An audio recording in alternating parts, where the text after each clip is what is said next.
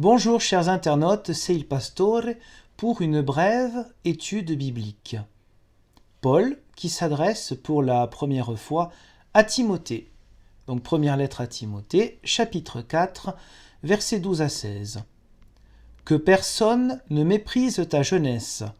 Sois pour les croyants un modèle en parole, en conduite, en amour, en foi, en pureté. Jusqu'à ce que je vienne, applique-toi à la lecture publique des Écritures, à l'encouragement, à l'enseignement.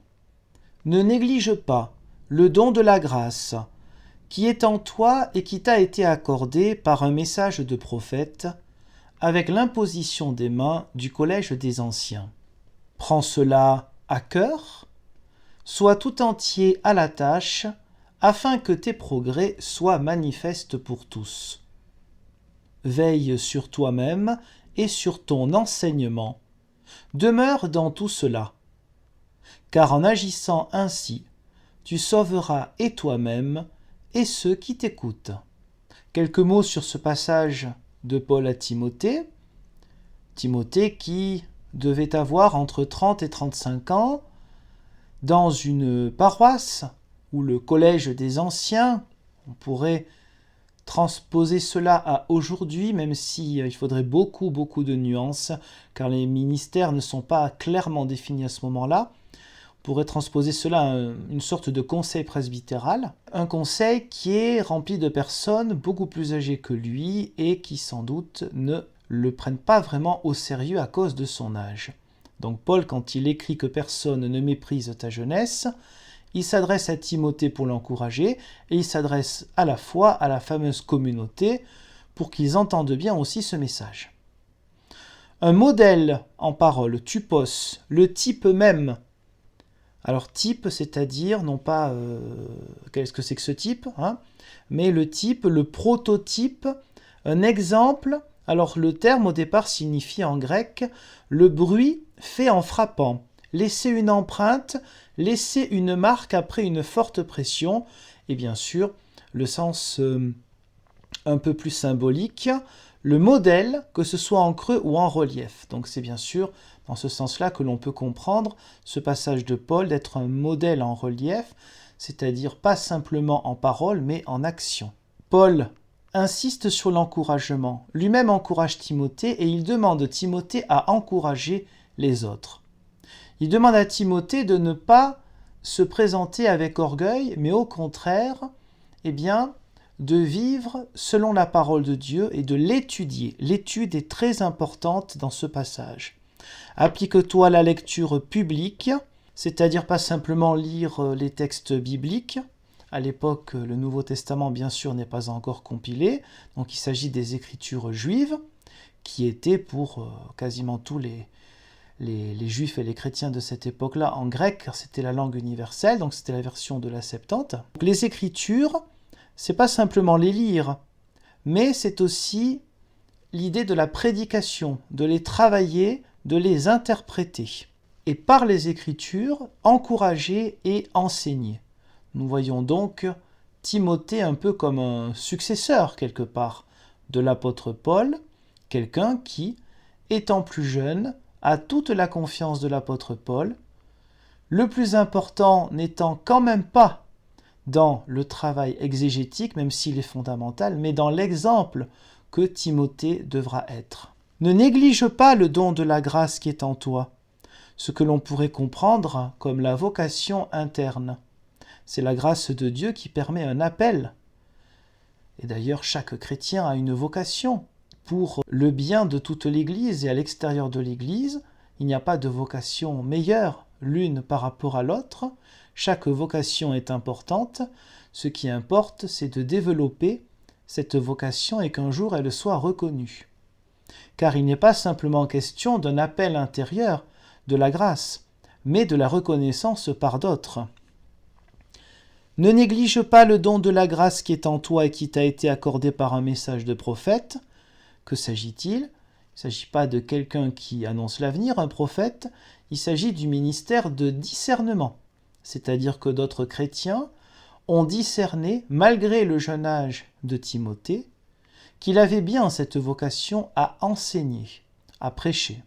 Avec l'imposition des mains du Collège des Anciens, eh bien cela nous fait penser, bien sûr, même si ce n'était pas encore codifié forcément à cette époque-là, à une liturgie officielle de reconnaissance de ministère, d'un conseil presbytéral ou d'un pasteur.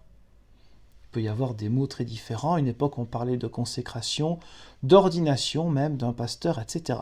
Nous voyons donc, dès le Nouveau Testament, que personne ne peut prétendre à un ministère sans avoir l'aval des autres. On entend parfois que dans le protestantisme, n'importe qui pourrait s'instituer pasteur. Alors ça, ce n'est pas du protestantisme. Ça ressemble à du protestantisme, mais c'en est pas.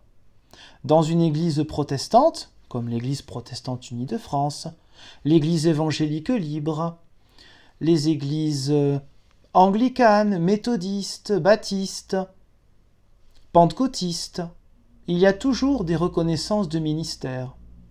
Évidemment, il importe qu'il y ait une faculté de théologie. Le ministère, notamment pastoral, est donc reconnu par d'autres. Alors il y aura toujours des personnes qui considèrent, peut-être avec sincérité, qu'elles ont reçu un ministère, mais qui ne demandent à personne leur aval, leur imposition des mains et le discernement, et qui ainsi peuvent créer des églises. Alors par eux, l'Esprit Saint peut parler, bien évidemment.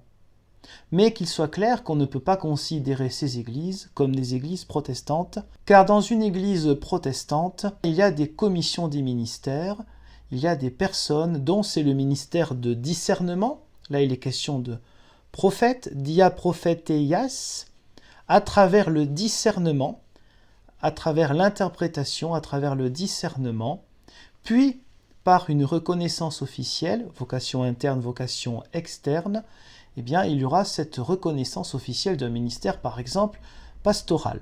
Nous voyons que même dès le début du christianisme, il n'était pas question pour des gens qui, soit avec sincérité, soit par esprit de pouvoir plus que de service, qui viennent en disant « Voilà, moi je suis parce que Dieu m'a dit ». Peut-être est-ce vrai, peut-être est-ce faux, peut-être est-ce une mauvaise interprétation, ou peut-être est-ce une manière de se mettre en avant.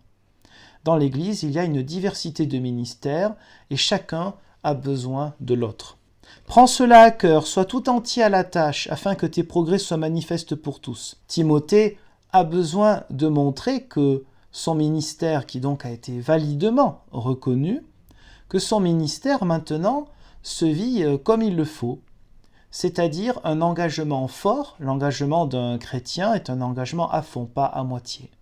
Ce qui est traduit par « prends cela à cœur », nous pourrions le comprendre par « médite, étudie, prépare, occupe toute ta vie à cela ». C'est-à-dire à la fois l'étude et le comportement, et l'aspect positif, vous vous souvenez de l'encouragement. Que portons-nous? La bonne nouvelle, pas une mauvaise nouvelle. Donc un encouragement, ce qui compte c'est cet aspect positif fondé sur les Écritures, à la suite du Christ qui donne une espérance, et non pas une énième sagesse ou religion. Veille sur toi-même et sur ton enseignement, demeure dans tout cela, car en agissant ainsi, tu sauveras et toi-même et ceux qui t'écoutent. Nous sommes donc là dans une boucle bouclée sur la grâce de Dieu qui ne regarde pas l'âge et l'expérience, mais qui s'exprime d'une manière parfois inattendue. À l'époque, quelqu'un d'assez jeune, même jeune en expérience, oui, il pouvait tout à fait être appelé à être une sorte de prédicateur, de pasteur. Il a été reconnu en cela. Une fois qu'il est reconnu, c'est tout le travail qui commence pour vivre pleinement sa propre vocation. Alors sauvé de quoi? Peut-être sauvé de l'orgueil. On peut imaginer sauver de l'orgueil les anciens qui se disent « Oh, ce petit jeune, il n'a rien à nous apprendre ». On sait bien que l'orgueil est l'un des grands fondements du péché. Je n'ai pas besoin de Dieu, je n'ai pas besoin des autres, je suis quand même assez grand pour me débrouiller par moi-même. Et puis il y aura toujours des personnes moins intelligentes que moi. Maintenant, je suis arrivé à un certain niveau. Je n'ai plus besoin des autres. Oui, mais les autres ont toujours quelque chose à nous apporter, qu'ils soient plus jeunes ou plus vieux. La grâce de Dieu est première, elle permet d'avoir un regard différent, renouvelé. C'est un regard subversif qui dépasse donc, qui surpasse toutes les conventions humaines. Il permet à la vie de l'Église d'être conforme aux Écritures, non pas conforme comme une religion qui tombe du ciel ou un moralisme, mais conforme à cet esprit, cet état d'esprit qui va au-delà des habitudes, des conventions, et qui permet à tout être humain de se sentir appelé, aimé par Dieu, reconnu, et aussi de pouvoir s'engager, chacun avec ses propres charismes, ses propres talents, cette propre vocation, et sans considérer que cette vocation n'a pas besoin du discernement et de la reconnaissance des autres. Je vous remercie pour le visionnage de cette très courte vidéo, et je vous donne rendez-vous, Dieu voulant, pour d'autres vidéos. Merci, au revoir.